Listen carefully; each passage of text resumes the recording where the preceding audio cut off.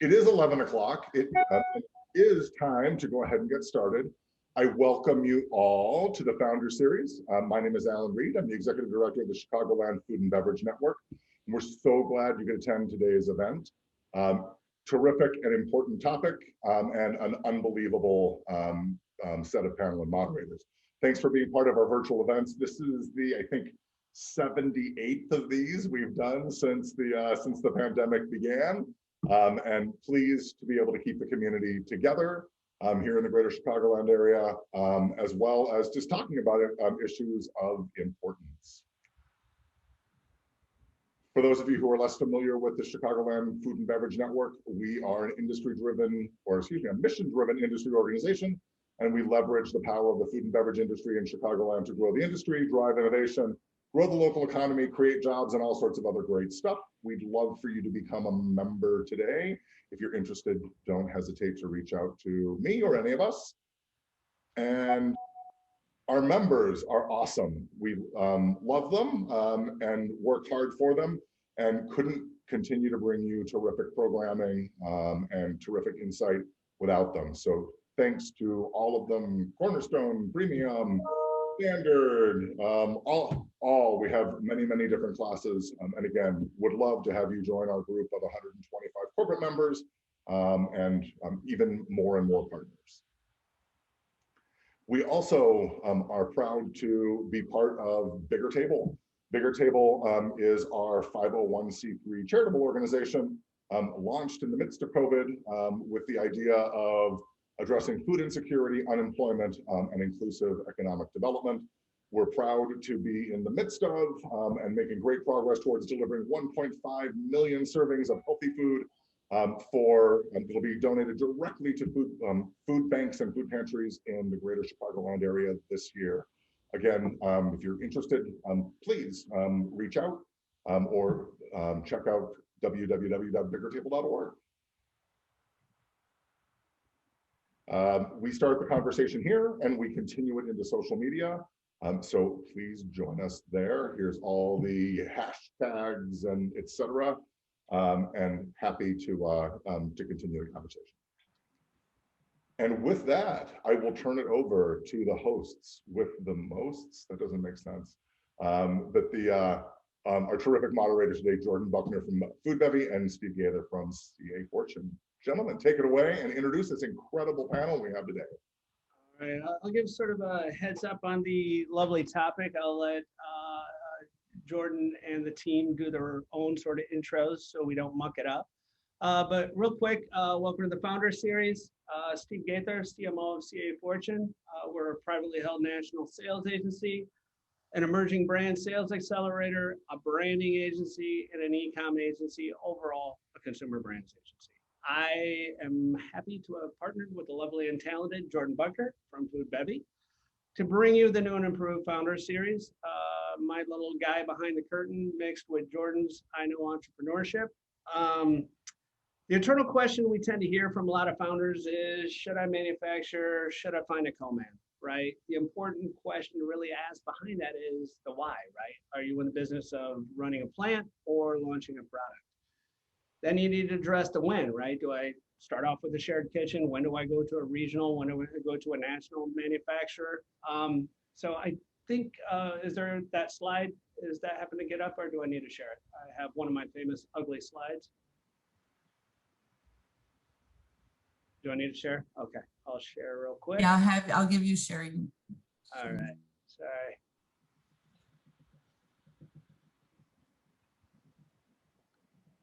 Don't worry, I could just, it's not pulling up. I could just talk over it. Basically, with what you tend to find is sort of a breakdown between different stages of revenue, whether you're under $250,000, which is sort of proof of concept, which if you're around $1 million, which is up and running, signs of life, which is 1 to 5 million, growing nicely, and sizable maturing, which is 5 to 20 million. And what you tend to have is sort of a continuum between a commercial kitchen, building a facility as an option, a hybrid, working with a regional or a national co-man. And what you tend to find is the earlier you are to proof of concept or pre-revenue, obviously commercial kitchen makes a lot of sense. And somewhere along the lines, you need to make a decision between building a facility or working with a co-man. And that usually happens, going to a co-man usually comes in between that proof of concept and the up and running phase, right? So along to help with some of those decisions, I'm going to pass it over to Jordann to meet the brains of the operation today. So Jordann, take the show.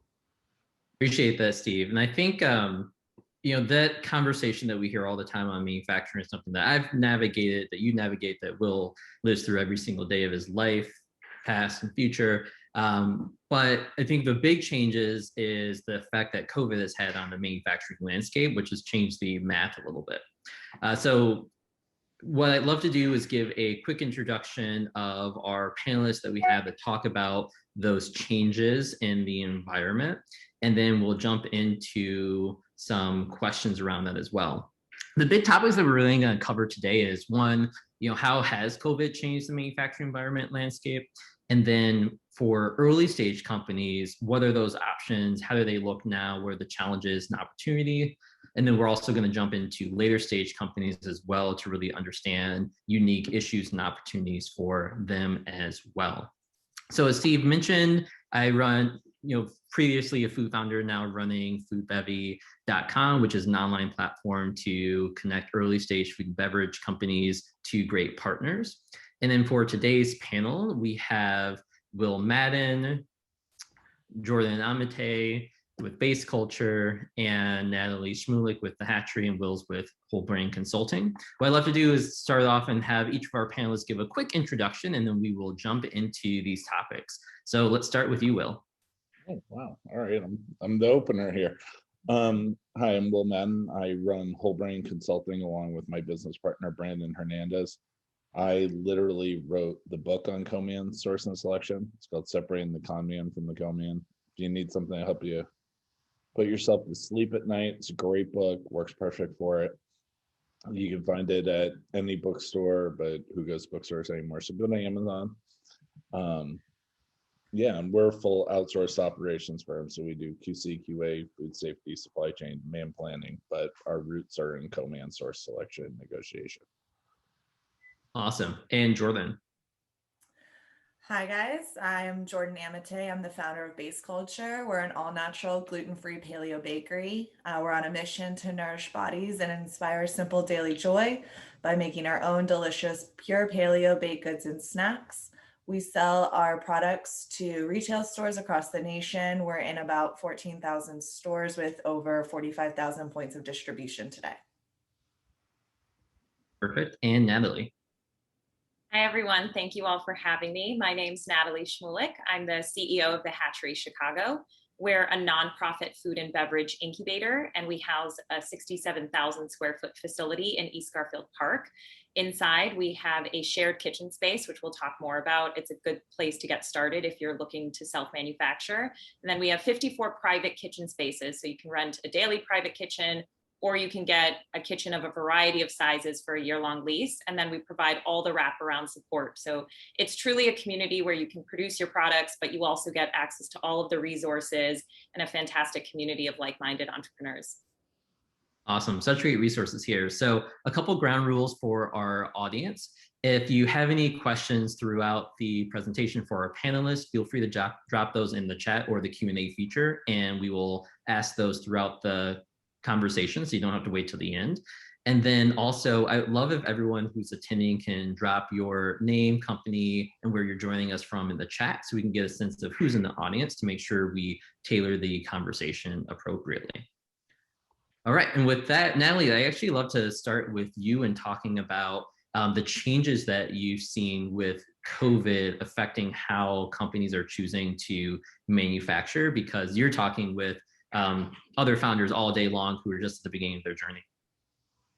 Yeah, it's a great question. And we've certainly seen the changes live time. And so one thing, it was definitely a challenging year and a half, I would say. We certainly saw some companies struggle and have to close up shop. But the great thing is that in every challenge, there's a ton of innovation. So it actually opened up the opportunity for a lot of new founders to explore options to serve the new normal community right now. So we've actually seen an influx of new startups looking to get into the kitchens, which is exciting for us. I think the biggest changes that we saw, one, there was a lot of uncertainty, and there still are some changes happening on the regulation side. And we know the biggest disruptor of all is always going to be regulation. And so Department of Health, it's always important to stay up to date on what their expectations are. But we certainly saw some delays there in terms of getting your shared kitchen user license, getting your business license. That started to pick up again, but it's always important to know when you're getting started that you should create a buffer of time in order for you to get all of your licensing and certification in place. A lot of times we'll have people come to us and say, we want to get in the kitchen tomorrow. And as much as we'd love to do that, there are so many protocols for your safety, for your consumer safety. So it's just important to make sure that you can review all of that. We do offer a monthly starting a food business class where we cover all of the regulation, certification, and expectations so that you can be set up for success. The other challenges I would say were just, again, ensuring new safety protocols. So it's difficult already to manufacture in a kitchen, having to manufacture in a kitchen wearing a mask, making sure you're completely covered. That's something that you just have to prepare for. And I don't think that's fully going to go away. It's important to ensure your safety, your team member safety, and again, the safety of every product that you're sending out to your consumer. In addition to that, I would say probably the other major change that happened was just sourcing right now, and I'm sure we're going to get into this. I know Will can talk about this significantly, but this is something we're keeping a close eye on. The full change of this, we haven't even seen the full effects, but right now, as we have new companies coming in, we're trying to prepare them to better understand inflation right now and just overall supply. There's shortages in some cases, and so it's important to really start to think outwards right now in terms of what your cost will be, what you're trying to produce, what materials you need. So those are the primary changes, all things that we are working to address. And the exciting thing is there's certainly no shortage of ideas, so we still continue to see an immense amount of entrepreneurs coming our way. That's amazing. And glad to see so many businesses who are able to get started and launch their product and see the opportunity in this time. Will, from your perspective of working with companies going to manufacturers, what's been the biggest challenges that they've been running into, either for new companies who want to work with contract manufacturers or existing ones? So size really does matter right now with contract manufacturing. So when the pandemic hit and everybody switched from buying their food at restaurants to buying their food at home, manufacturers were not prepared for 100% upticks in volume, and they didn't have the systems or processes to react.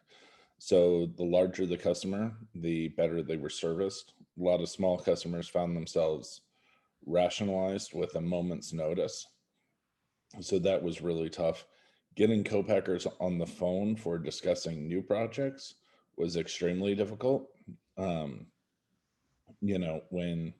When you have every single minute of line time sold, you're running to failure, and you still have customers yelling at you that they're not getting enough product, you're not out shopping for new people. So what was really tough was finding co-packers who had available capacity, were quality co-packer, not somewhere where you're just waiting for the recall to happen, and then getting price that was anywhere close to livable. It was very difficult. What we found also is a lot of food service co-packers realized that they only needed a few pieces of equipment and that they could buy some of it used out there on the market in order to be able to do retail. And with people calling left and right for, can you do this retail product? Can you do that retail product? It made sense to lean in on that equipment. So that helped alleviate some of the supply concerns. Hey, real quick, Will, on that same question, obviously Q2 last year was the big switch from food service, obviously took a dive, retail pantry stuffing went up massively. Q2 this year, you see the opposite happening. One, smaller basket sizes, and two, food service obviously ramping up. Knowing that Q3 back to school, which should be interesting for retail, and Q4 with holiday big times, how are those folks that are switching between food service and CPG manufacturing rolling? How are they hedging their bets? Most of the guys who were traditional food service had larger clients that were food service. So they're migrating back to the business that they know. Okay, cool. Thanks. Is that going to create more shortages again then? Or have the other companies kind of compensated for adding more capacity? You had a lot of companies that didn't make it through COVID. Like a lot of them. If you didn't have strong distribution going into it, you didn't have a strong direct to consumer play going into it, you probably didn't come out of it. So all of those are out. And then most major food companies use it as an opportunity to rationalize their slower selling SKUs. So, you know, do you really need the 97th flavor of Oreos? You know, like you would rather have the line time than shutting it down, cleaning it, making this obscure flavor, and then shutting it down and cleaning it again. So that increased a lot of capacity out there in the system. Now, eventually new items will start coming out again and it'll, you know, adjust capacity utilization out there. And then I know the other thing we talked about where, you know, we heard a lot about supply chain issues getting materials, but labor, just like everything else, is a huge constraint right now, right? Yeah, I mean, what's the constraint around labor is you can get it, you just don't like the price you're going to pay for it. You know, I mean, outside of truly rural areas, the bodies do. I mean, if, you know, there's certain areas in Texas where they were particularly effective with eliminating undocumented workers. And there's plants that literally don't have the bodies to turn on regardless of price. But most factories, the issue is that they've gotten used to paying $9, $12 an hour. And now they're having to pay 14, 15 because there's an Amazon warehouse for $15. So now I'm paying 18. They didn't build any of their cost structures with having those kind of dramatic increases in salaries of their employees. So it's finding them at the price you want to pay. And most automated equipment is anywhere between 12 and 24 months out. So it's not something you can react very quickly on.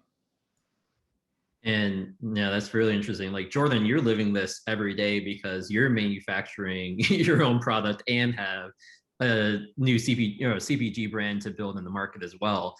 What has been your experiences over the last year or two? It's been really interesting, and everything that has been mentioned is very much applicable to base culture. From our perspective, our biggest impact, it has been labor and continues to be, but throughout the system. So, you know, getting ingredients in through getting products approved to retail to actually logistics or getting it on shelf. You know, like Will mentioned, there's SKU rationalization on from a manufacturing perspective, but there's also a SKU rationalization going on from a retail perspective because of a lack of labor to actually reset the shelves and bring new products on. And so unless you have a great relationship or already have products on the shelf, you're getting bypassed in reviews or looked over until future years come because they don't have the bodies to put new products out there. And so, you know, it's really interesting because COVID brought a lot of eyes to our products because we are in the freezer. Our products are sold in the freezer set, and that's where pantry loading really looked to when COVID hit. And so now we've got more eyes, but now it's also a different kind of shopper. You know, we went from, like, for example, we had a single serve brownie that was really answering a snacking occasion, but now we're looking to do more of a multi-pack solution where it's more bulk buying. So, you know, just from a total company perspective, it's been interesting to adjust to not only the different demands, but how to answer to those demands from a labor perspective at our plant, making sure we have enough people to actually make the products and get it out there, to get the approvals, to get it to the stores with the strain on logistics. And all of it comes at a cost. Like Will is saying, of course, if you're willing to pay and can afford to pay, you could probably make it happen. But, you know, our budgets were built a couple of years ago, not anticipating a worldwide pandemic and the costs associated associated to live through that. And so it's give and take. But at the end of the day, you also have to maintain your business. So we're feeling it all the way from sourcing to shipping to even retail, where we have zero control. So it's been an interesting couple of years. Yeah, I mean, it's wild, right? Because you see pricing kind of all the way from ingredients to manufacturing and getting your product on shelf. And as we kind of talked about before, the brand often gets really squeezed on taking the hit on margin because there's a certain price threshold that a lot of consumers have on shelf, and that hasn't really switched much, has it? Like on shelf, like talk about like those your strategy on like pricing and how you're thinking about it and what those limits are. Yeah, I mean, we do have our margin and it is getting squeezed because our customers come first and they always will. We want to make sure we're providing our customers with the highest quality food with a price point that they can afford. We are already a higher priced item. Being on shelf at $9.99 for bread is definitely not on the cheaper side. And so we're very cognizant and sensitive to bringing that up. So Base Culture is doing our very best to kind of take that internally, doing more automated processes. But as Will mentioned, anything that's, you're getting machine wise takes at least, 12 to 24 weeks to get in, if not more. There's a couple pieces of equipment that can change the game, but unless you had the forethought and foresight to really press that button before things kind of hit the fan, you're now playing catch up. And so it's really more of a balancing act to get to a place where the business is running more comfortably. But at the end of the day, we always have to make sure that the consumer's not only going to buy the product once because they found it, but come back and return. And so, of course, it's important to have a price point that's palatable. And real quick, Jordann and Will, you mentioned in that conversation, Jordann, that formats have changed during COVID from grab and go, single serve, et cetera, to bulk. Obviously, you saw the crash of bars, C-store down 12%. Obviously, with the rise of food service and C-stores tremendously growing again right now, does that format shift back to individual and smaller formats and grab and go screw all those lines you had set up and now you have to re-go back? Is that causing troubles? I'll jump in first. So from our perspective, we are more retail heavy. We haven't really scratched the surface on food service quite yet. So for us, it's not really scrapping the line because we're still really in that retail world and that setup. However, we are looking to expand into the food service world. And I think it's just a different eating occasion.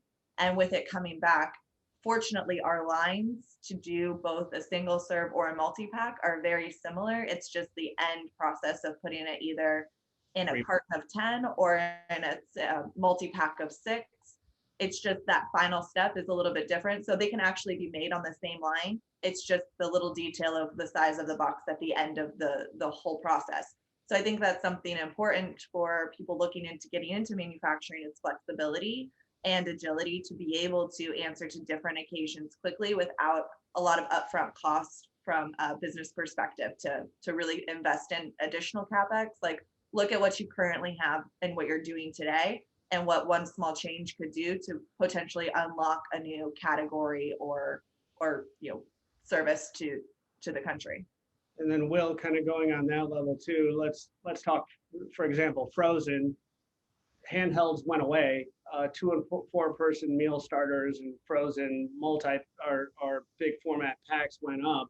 Now, because people are grabbing going again, do you see the rise of handhelds and same situation happening that affects production as well? Let me know how fast people get back in the offices, because that's where it's being eaten. It's being eaten at lunch and it's being eaten at work. So as people return to offices, yeah, it's going to increase, but the lines have all been designed to do single serve efficiently. I mean, that was their primary goal. And on the food service side, most of those are done by weight, and the packaging at the end of the line is very minimal. So you can move your cartoners or flow wrappers or whatever it is or you can put a diverter in around your bagger to bulk pack. So food service is generally the easiest thing to produce. Back to you, Jordan.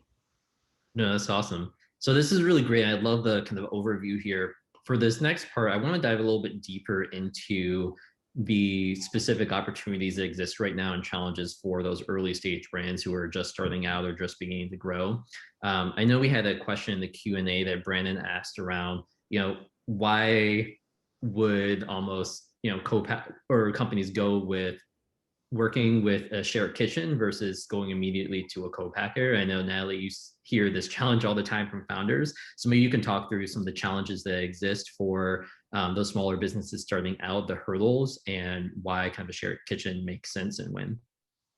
Absolutely. So I can give a quick rundown too for anyone who's not as familiar with a shared kitchen or commercially licensed kitchen. So shared kitchens are really designed as a starting point. So it's a way for you to avoid the overhead of investing in your own equipment, of finding your own space, of making your own space food grade. That's part of the reason why we launched. Our parent company, ICNC, has a 416,000 square foot manufacturing facility.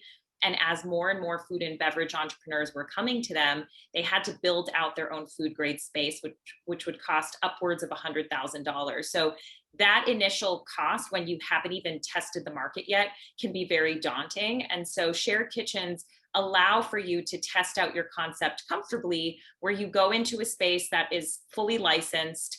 It is already inspected and covered by the health department. It has all commercial grade equipment available to you. It's fully insured. So you get into that space and you can just rent it by the hour. In our facility, the cost is anywhere from $10 an hour for base packaging. It can go to $20 an hour if you're using the equipment. And then if you need additional bays, it can go upwards of around $50 an hour. But what that allows you to do is it allows you to test and learn very quickly without spending a lot of money up front to, again, certify your space, to get all of the equipment.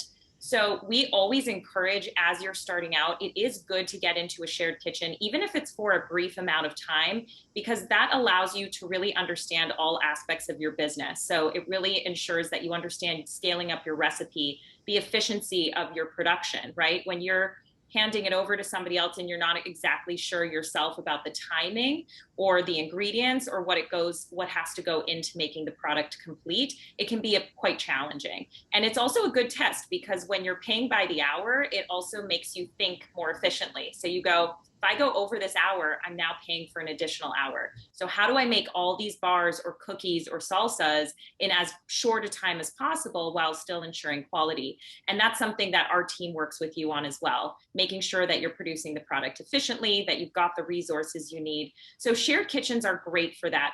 Challenges with shared kitchens that we always want to be upfront about: one, you are working with other people. So we currently have 3 operational bays. We actually reduced it to 1 during the pandemic.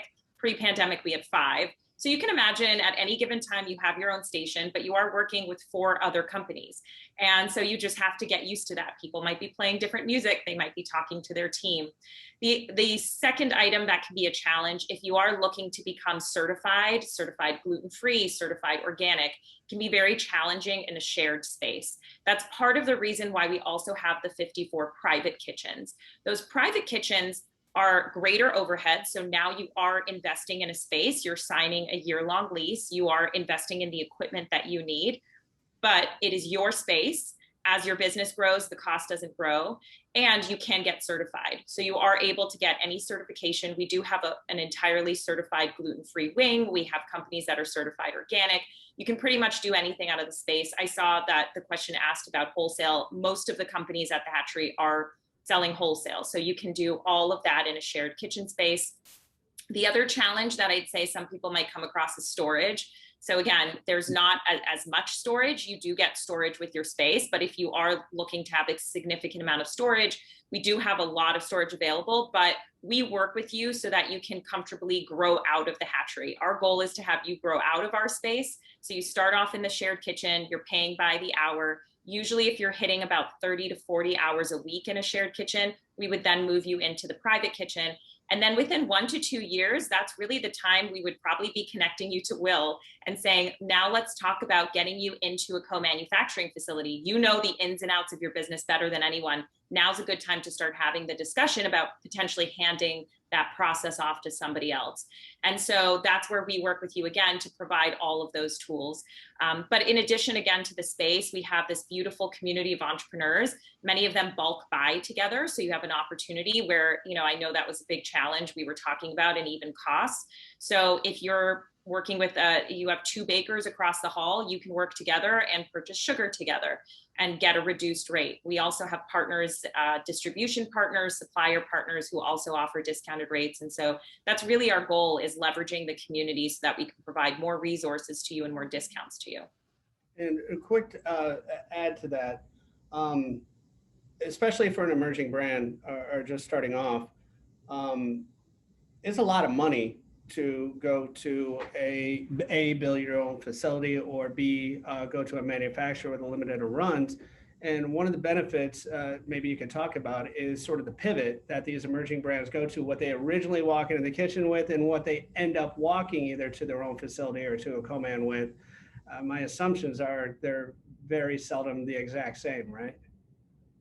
Yeah, you're absolutely right, Steve. I think that's the benefit, is it gives you the chance to pivot. It gives you the chance to test out your concept. And we have businesses come in, they join our Sprout program. Within 6 months, they launch their brand, they're in the shared kitchen. And after a couple months, they realize, you know what, this isn't for me. I learned a lot, and that's fine too. We see that just as much of a success as those who continue their business. But again, you haven't invested your life savings into it, so it's much easier to then walk away. But during the pandemic, especially, we had a lot of catering businesses who went into meal delivery and pickup. We ourselves had to change as an organization. Our facility wasn't necessarily designed for all the Uber and Grubhub drivers coming up to the hatchery. So we had to do a lot of work on the building, and we created a flexible space for that reason. So now we have an entirely new section where ghost and dark kitchen concepts and caterers can actually bring their items and hand them off to a delivery driver. So yes, this is the great opportunity where you haven't invested a lot in producing, tens of thousands of units, only to discover, hey, we got to actually change a few things now that we've tested in the market. So it's a good way to start things off, really perfect your product and concept, and then hand it off to somebody who can really produce at a much faster rate for you as well.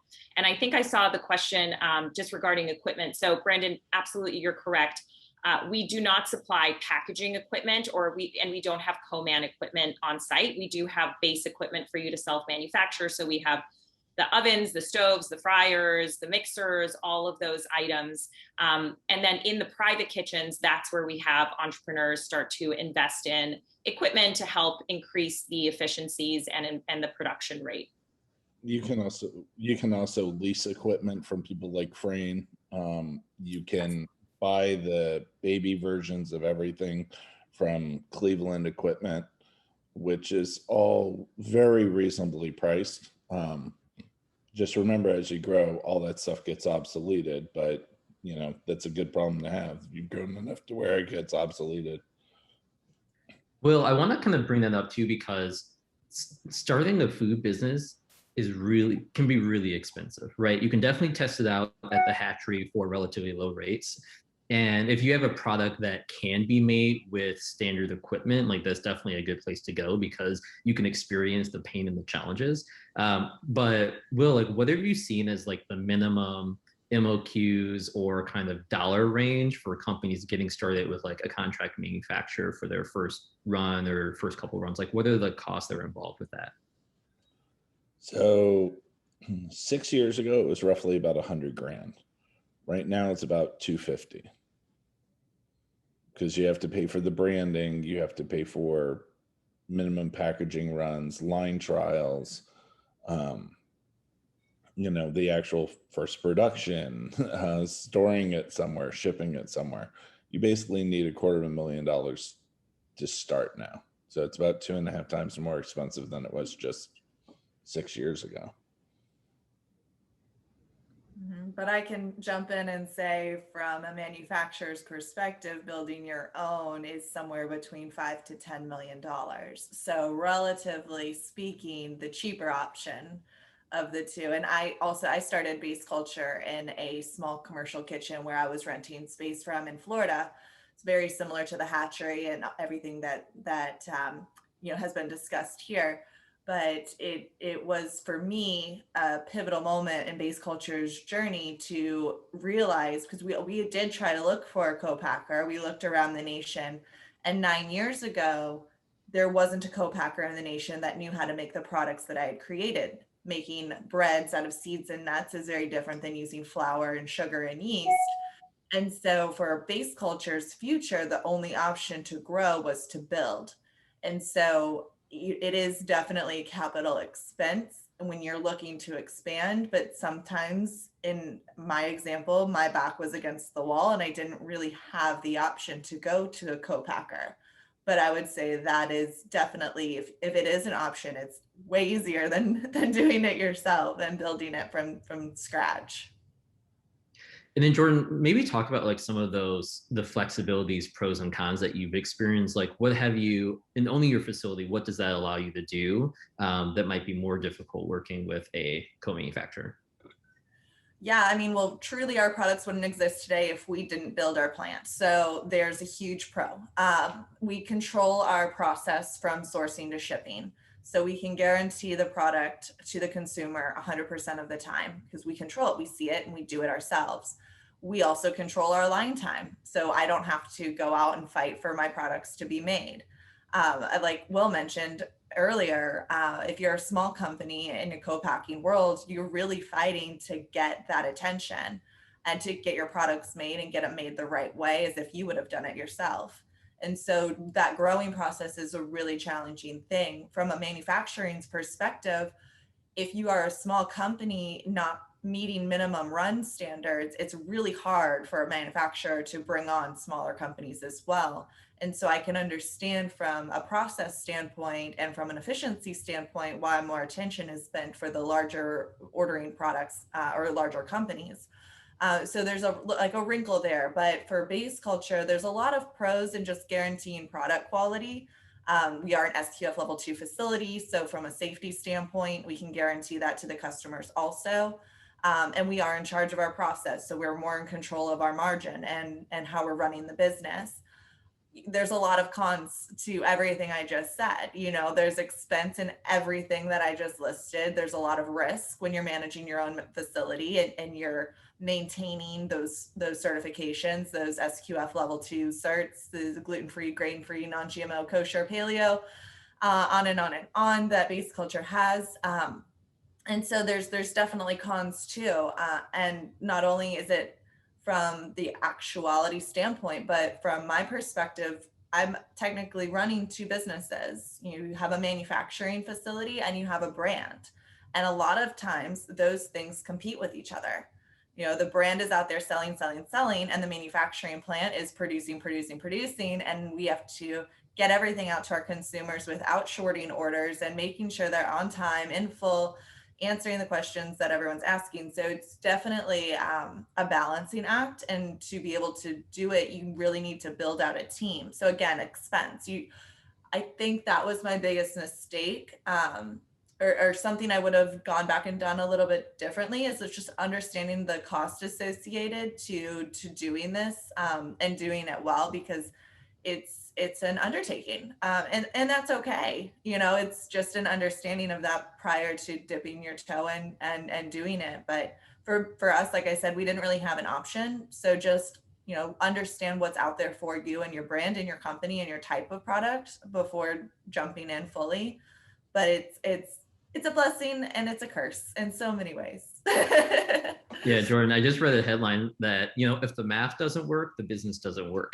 Founders, like, either they don't do the math correctly in terms of all the costs and the timeline and how much money they need, or they do the math and then it scares them, so they just kind of put it away and keep going anyway. I hear that from founders all the time. They're like, oh, we'll get better somehow. A lot of times you just have to make the best decision you possibly can in that given moment and move forward, and, you know, be able to go back and analyze it the next day and see if it still is the best choice and still it is the best answer. And, you know, when you start out, you're not going to make much money. You'll probably lose money. I think 9 out of 10 companies do. but you have to have the foresight and more of a futuristic looking perspective to get to a point where you're in the black and you're making money and you are a profitable company and you're fueling your company for future growth and not relying on outside capital. Awesome. A question just came in for you. So how did you get the money to build your own plant? What's that process like? And how basically do you convince investors to do it? Well, for me, my story, my base culture story, I originally got a small business loan. So I went to the SBA and pitched them the idea of base culture. I had been working out of a small commercial kitchen producing products. I had gone to a large conference called ECRM, and essentially speed dating for business, pitched the product to 90 companies in 3 days. And these are your larger retail stores in the US, and got approval for all of 90 stores. However, in this world, when you get a PO, you have to produce in 14 days and deliver it. And I couldn't do that because I was just in a small commercial space with 2 ovens and 1 baker and myself, and there wasn't any way to keep up with that demand. So I had to deny all of those POs and interest orders. But I took that and went to the SBA and said, look, you know, I've done my homework. This doesn't exist. This is a white space opportunity. And in order to fulfill, I need to build. And of course, there was a lot more that went into that, but we don't have that much time. But that's the general gist, that I went to the SBA and brought forward this idea. And fortunately, I was able to convince them.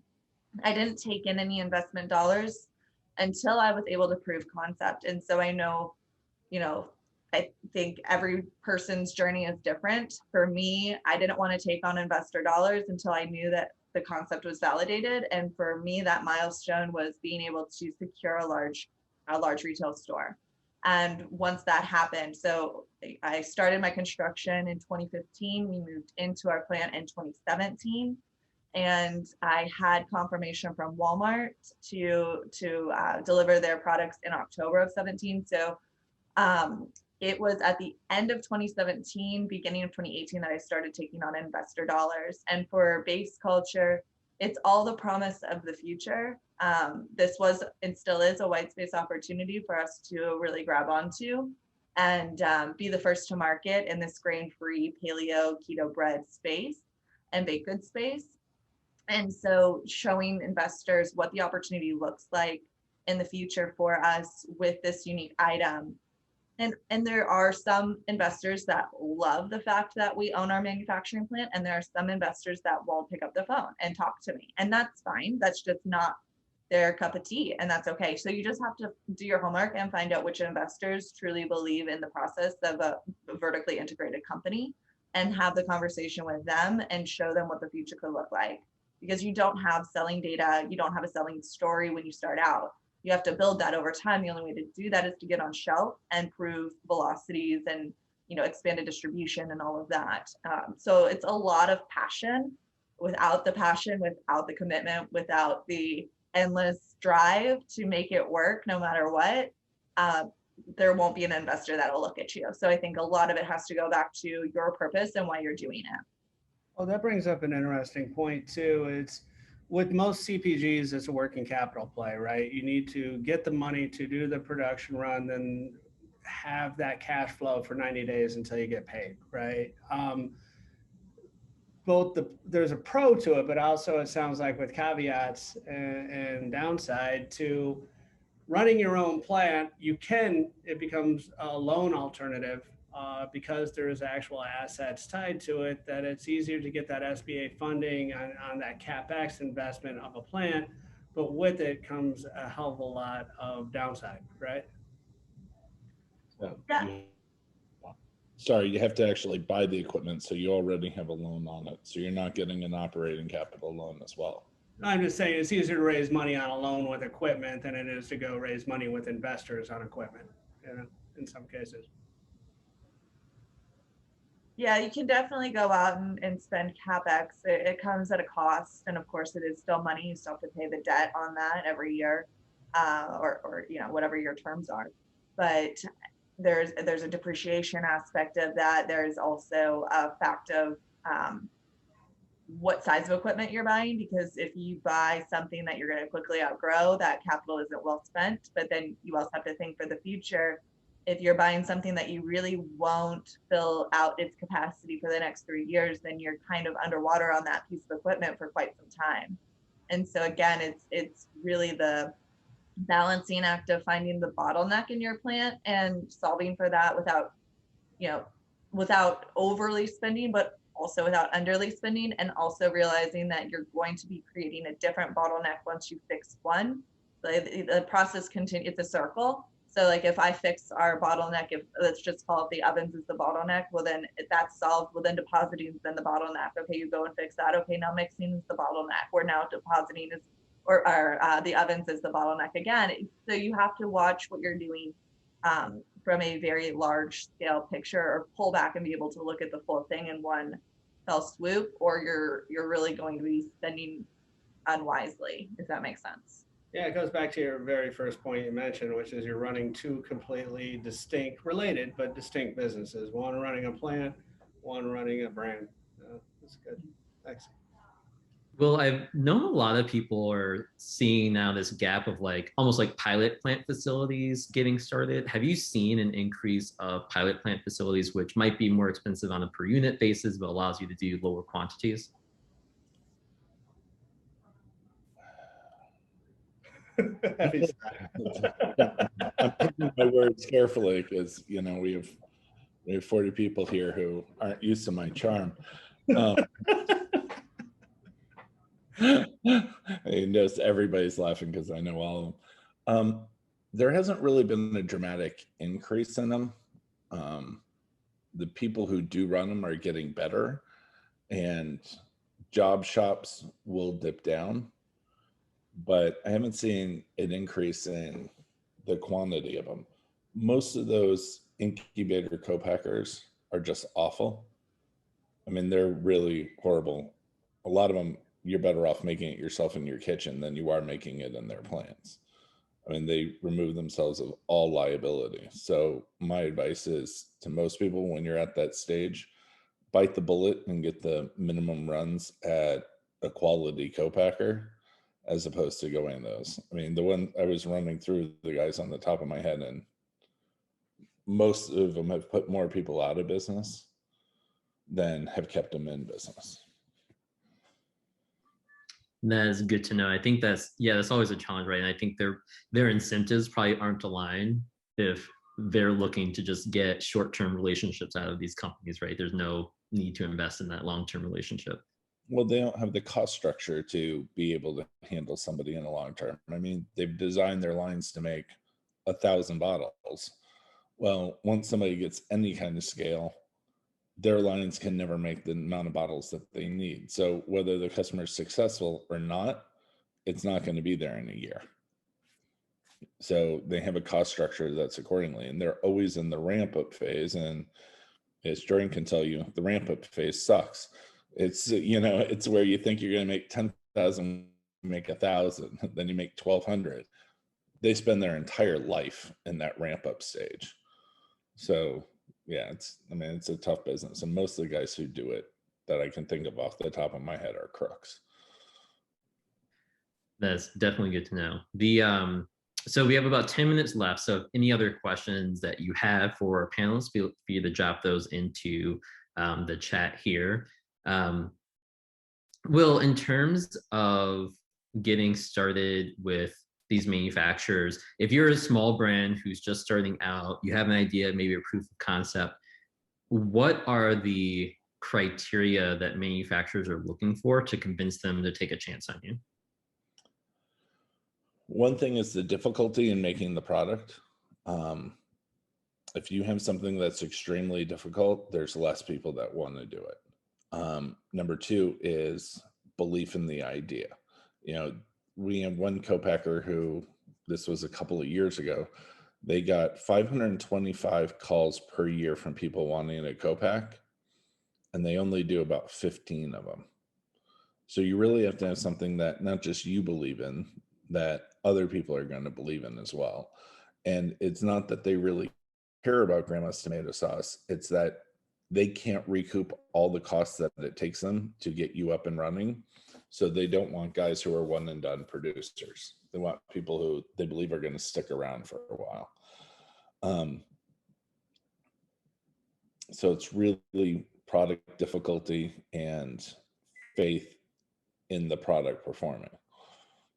Yeah, because I think you said before that, for a lot of these manufacturers at scale, it can take them at least a year to recoup their investment, right? Yeah, I mean, so people sit there and go, oh, well, I pay for R&D. They have no concept of what it really costs. I mean, one co-packer, their line makes, what is that? Sorry, I'm running through the math real quick. Makes $48,000 an hour. To take it down and do line trials, they charge about 12 grand an hour. So they're investing $36,000 an hour worth of line time in your product being successful. So it takes a long time to get back that $250,000, which is just one day of line trials. So, it's most people, it's on a smaller scale than that, but really they can't charge you what it actually costs them to do it, because it'd be cost prohibitive for you to try new items. And they're investing in you because they believe that, hey, I'm going to have you for the life of your business. I'm going to more than recoup that money. Yeah, I think that's one of the biggest misconceptions that I see founders have is what the manufacturing landscape looks like for that product, the cost associated, the equipment, how it works.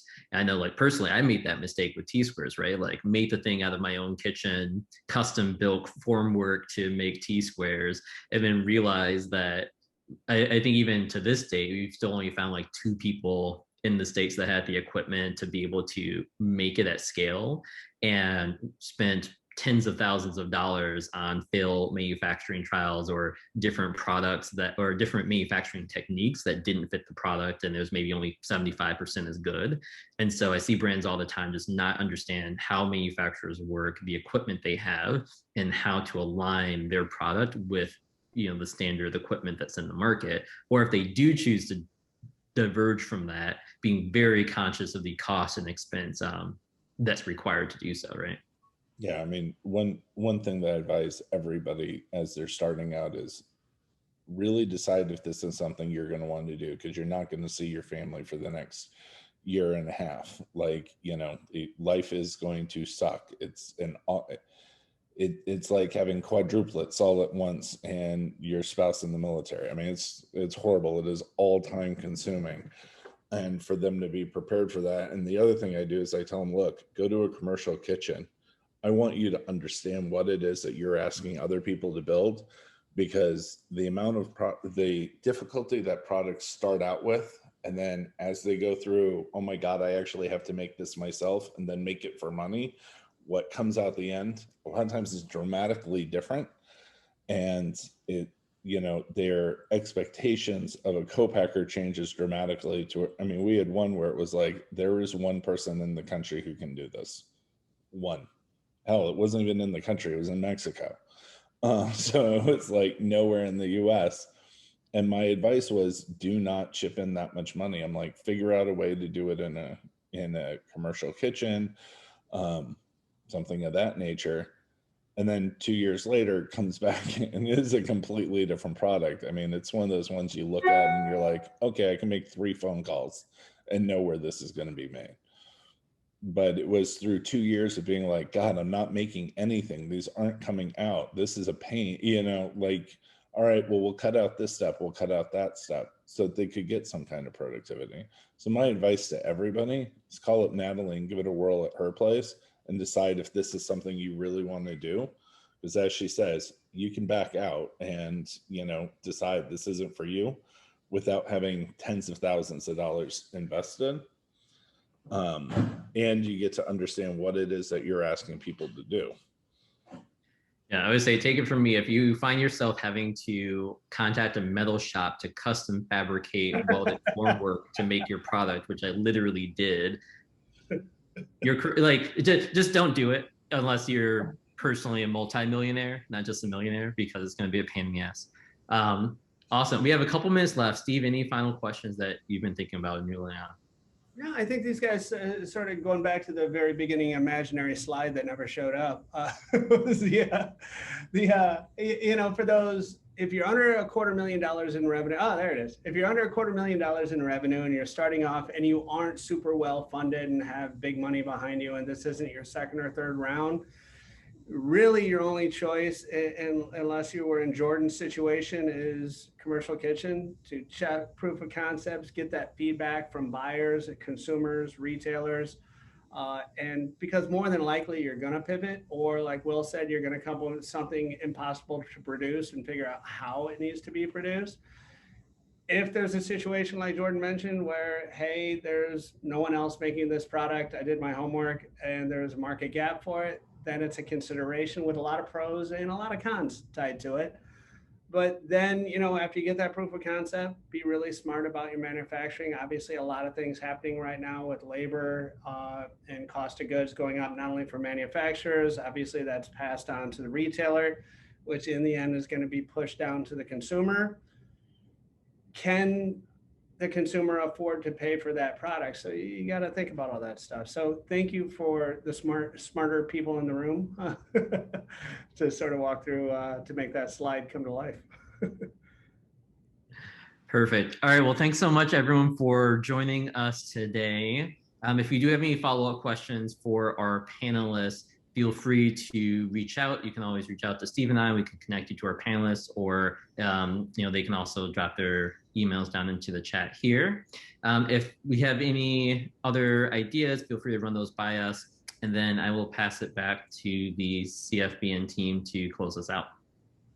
Terrific, great work. Thank you, panelists. Great information. Just like I think we covered, just I'll say everything. This is just terrific information for all.